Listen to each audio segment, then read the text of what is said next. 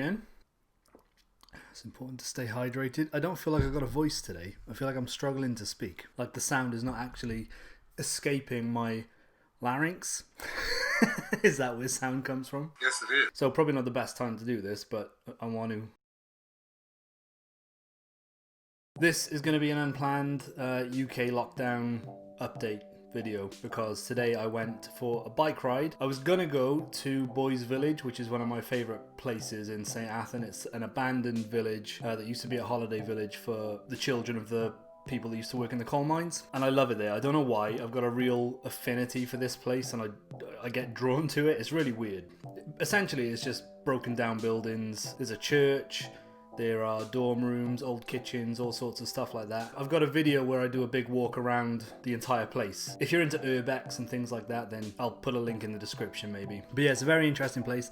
I decided I'd try and ride there, but got halfway there and realised that it was way too far. I'm still not that good of a cyclist, and the roads were busier than I anticipated. So I decided to take a little detour and I ended up cycling through Cardiff Airport. So I filmed some stuff while I was riding through, and all of the car parks are empty. There's a few cars in some of the bays, but all the long stay car parks seem like they're shut down, and there's a bunch of planes just sort of sat on the tarmac. Pretty empty at Cardiff Airport. I'm riding down a one-way street as well, which I shouldn't be doing.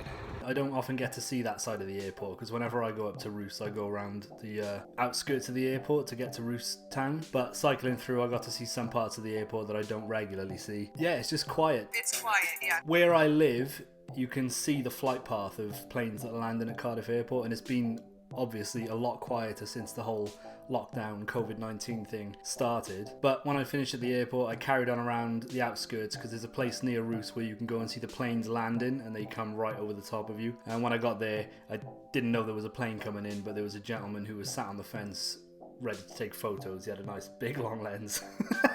I definitely had lens envy. And he told me that there was a plane due in 2 minutes, so I was fortunately there just to see a massive Boeing 747 fly directly overhead. This is where I normally come to watch him, because you could park by here, but I'm going to go back to where the guy was sitting because he had a decent lens on his camera, so I'm thinking he knows that there's a better view of it coming from where he is. There's the gentleman, and he wasn't wrong.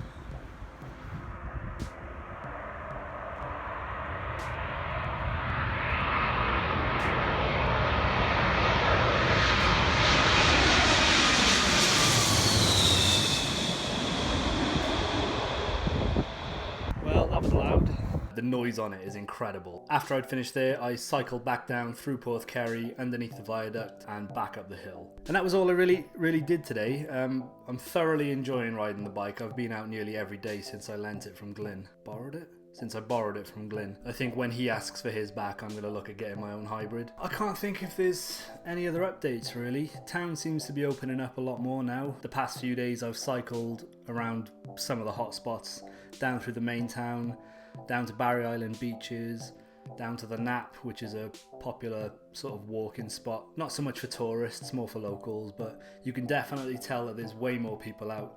The roads are getting busier and the public spaces are filling up. It's nice to see people out using the space. And again, for the most part, they're doing it respectfully. While I've been out and about, I've bumped into a bunch of people who I know. I'm quite a popular man. Would you believe? But everybody keeps their distance. We sort of have a conversation from about 6 feet away from each other. I'm not sure I 100% like the idea of keeping a social distance, but as I've said all along since the lockdown began, it's nice to see that people, when they are out, are taking a more polite approach to conversations with people. I don't know whether this is an accurate analogy, but there's a saying that says an armed society is a polite society, and I suppose maybe you could link that to this situation in the sense that if you think that everybody who's out there could be carrying some sort of disease that will make you sick, and getting too close to them is not a good idea, then people will treat each other more politely and respectfully. I don't know whether that stands. I don't know whether you would agree with that, but it just came to me as I was talking now. In a brief personal update, my mother has her last session of chemotherapy next Friday, which we're all really excited to get over and done with. Whoever's watching this, probably not a lot of people, but I would just like to express my gratitude for the NHS and what the NHS has done for my family personally over the last few months. So from being diagnosed with breast cancer again in November, she's had the surgery in January, she's had chemotherapy all throughout the lockdown, and they've treated her incredibly well. So as a family, and me personally, we're all amazingly grateful for what the NHS has done. We were very lucky that even though there was the COVID-19 pandemic and the lockdown, that they said, yes, we'll go ahead with the chemotherapy. So, you know, obviously she's had down days during this period, but the fact that we've been able to do this, and you know, we're nearly at the end of this chemotherapy, we're all extremely excited for things to sort of go back to normal.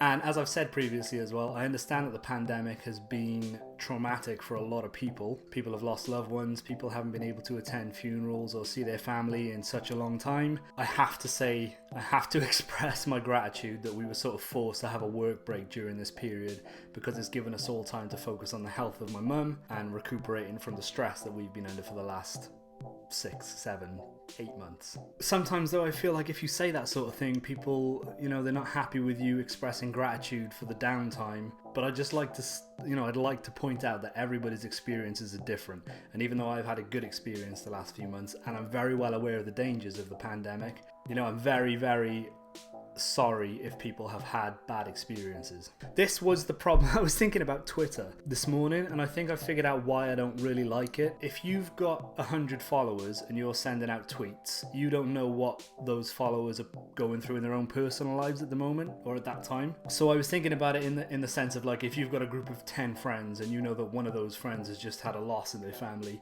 you probably wouldn't speak to the whole group without taking that into consideration. But on Twitter, you can just send tweets out and you don't know who's reading, you don't know what they're going through, and I think it promotes arguments, and I don't like it. I don't use Twitter. I've recently started back up on it just to tweet out when I upload a video or when I write a blog post or something like that. But yeah, I think even though technology has made the world a smaller place in the sense that we can all communicate with each other way more easily, you know, you can have interactions now with people across the world that you wouldn't have normally had the chance to, it's not necessarily a good thing. You know, people, it's promoting arguments, it's making people get offended about things that perhaps the initial intent of the author wasn't what you're getting offended about. I mean that because when I say I've had a good experience with the COVID-19, I understand there are many people who have not had a good experience, and I don't want to minimize their experiences, but I just want to show gratitude that we've had a break and mum's coming through the end of her chemotherapy, and I've said it all before. Thank you for watching. Please consider liking, sharing and subscribing. Stay safe, be kind to each other, wash your hands. Think about what is good in your life at the moment. Think about what you're grateful for. Maybe even leave a comment underneath this. Thanks again. We'll speak soon.